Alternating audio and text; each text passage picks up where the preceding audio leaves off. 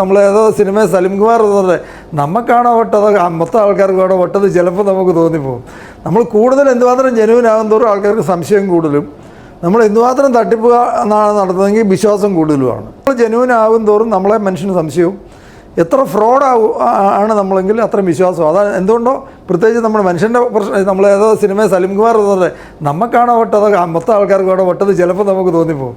നമ്മൾ കൂടുതൽ എന്തുമാത്രം ജെനുവിനാകും തോറും ആൾക്കാർക്ക് സംശയം കൂടുതലും, നമ്മൾ എന്തുമാത്രം തട്ടിപ്പ് നടത്തുന്നതെങ്കിൽ വിശ്വാസം കൂടുതലുമാണ്. അതെന്തുകൊണ്ടാണ് അങ്ങനെ മനുഷ്യനങ്ങനെ ഇപ്പോൾ കണ്ടില്ല.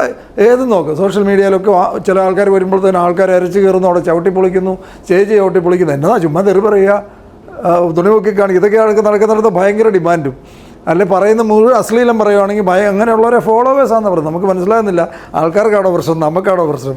ജെന്യൂനായിട്ടുള്ള മനുഷ്യന് ഗുണം വരണമെന്നോർത്ത് സംസാരിക്കുന്നവൻ്റെയൊക്കെ ഒരു ഫേസ്ബുക്ക് പോസ്റ്റൊക്കെ നോക്കുക. അതിൻ്റെ താഴെ ആ കൂടി 3 പേരുണ്ട്, അത് 2 പേരും ചീത്തയാണ് പറയുന്നത്. കേരളത്തിൻ്റെയൊക്കെ പോക്ക് എങ്ങോട്ടാണെന്ന് നമുക്ക് സംശയമുണ്ട്.